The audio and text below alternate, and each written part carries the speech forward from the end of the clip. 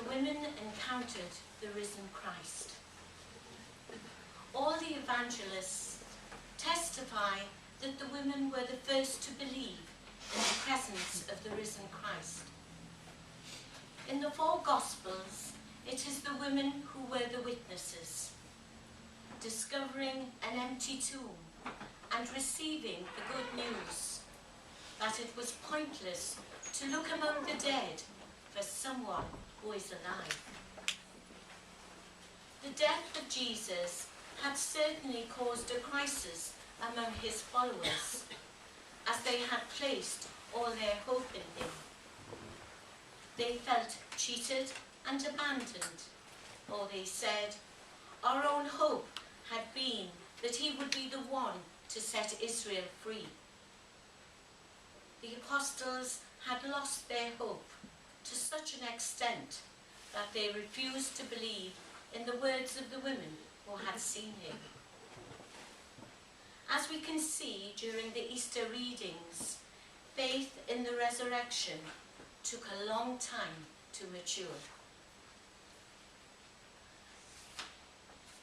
The 2 contrasting stories of the women believing and the apostles doubting show we are confronted by difference, the different attitude to the same event.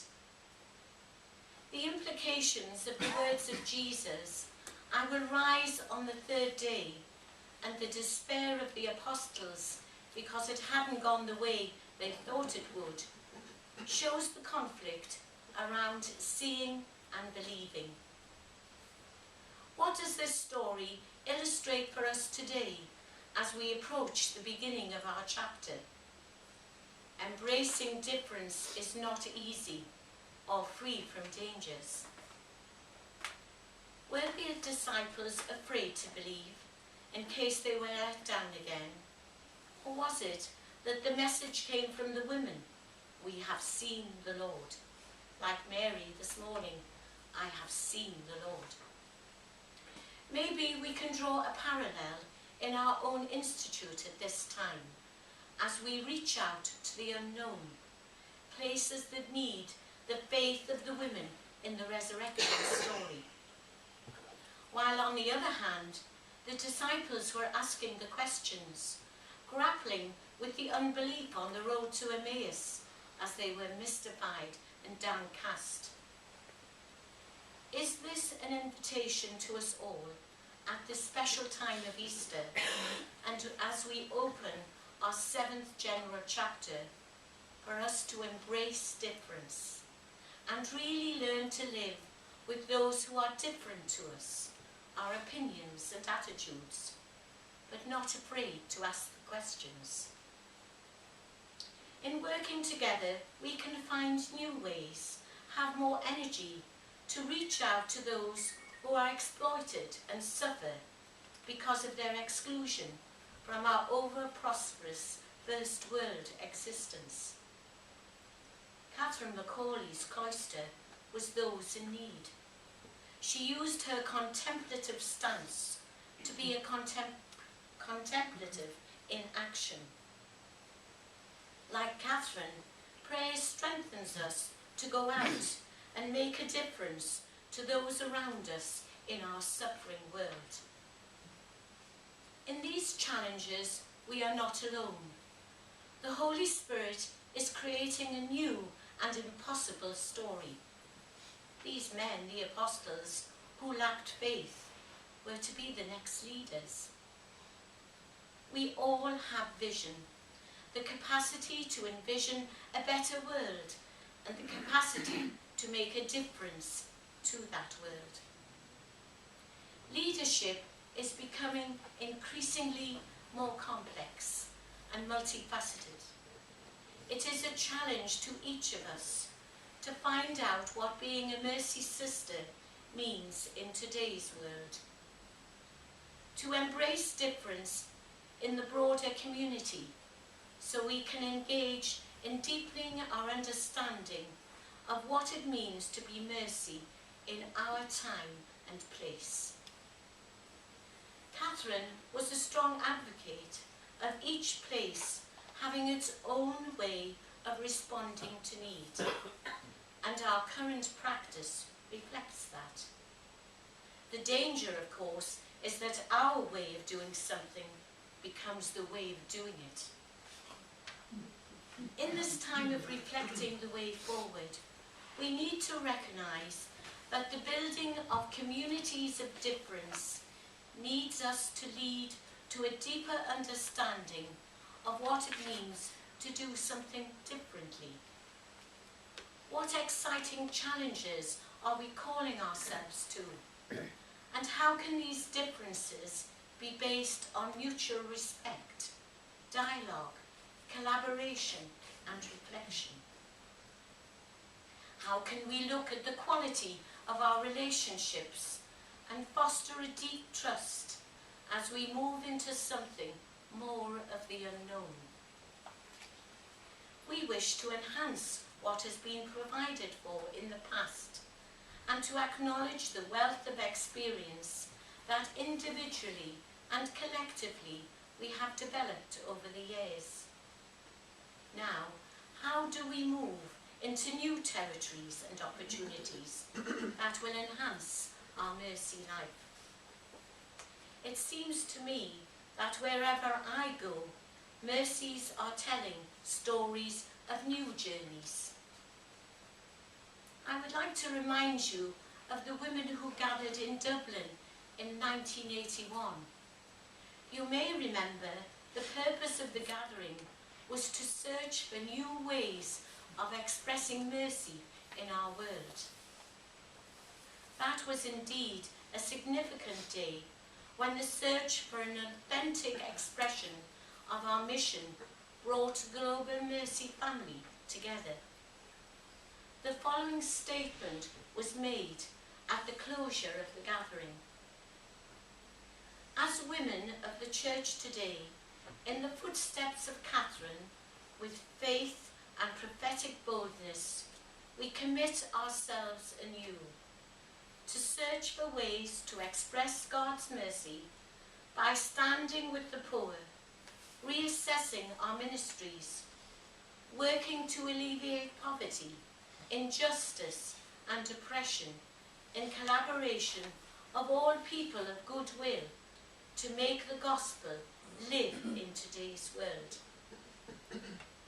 This demonstrates what is possible when individual interests have the courage to be shaped by the bigger picture.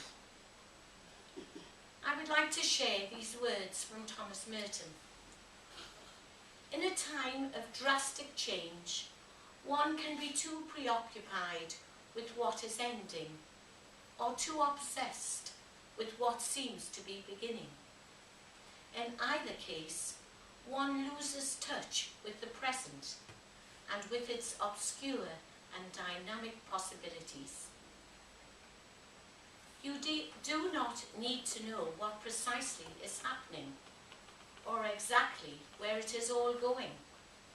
What you need is to recognize the possibilities and challenges offered by the present moment and to embrace them with courage, faith and hope. What really matters is openness, readiness, attention and courage to face the risk. In such an event, courage is the authentic form taken by love. Like Maria McGuinness, we need to remind ourselves that mercy well lived is a well worth drawing from, both for ourselves and the world.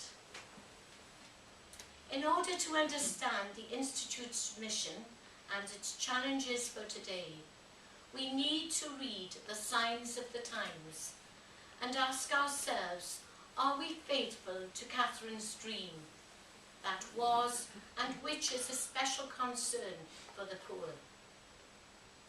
Catherine founded the congregation because this was the only way the poor, sick and uneducated could be served. Only for this, her compassionate concern for the poor, did she surrender to religious life. If we are really trying to live out an integrated spirituality, this will lead us to look at unmet needs and to take risks and to venture into unknown places. Like those women at the tomb, we are people of faith. We act with justice. We need to teach and practice both values and virtues.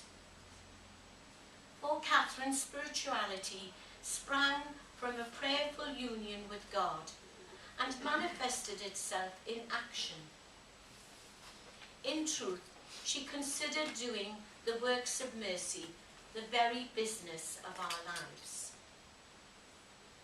It is this ecclesiastical event of a chapter that the Institute discerns together the direction in which God is drawing us into a future full of hope. When we talk about Catherine Macaulay's passion, her passion for mercy, her passion for the poor, her passion for the life and work of the Sisters of Mercy, this is the belief that animated her whole life, the love of God and the love of her neighbour. This was her journey, a going forward in hope, relying with the confidence on the providence of God. You may have heard Pope Francis on the 17th of March quoting from the theologian Cardinal Casper on the theme of mercy. He said that hearing the word mercy changes everything. Mercy is the best thing we can hear. It changes the world. The Pope went on to say that God's face is that of a merciful Father who is always patient. Are we not in the privileged position of letting the word mercy change our lives and the lives of the people we meet? I still believe that the way forward for our Mercy Institute can be discovered in the opportunities offered by the challenges we face today. If we, like the women at the tomb, believe in a future full of hope.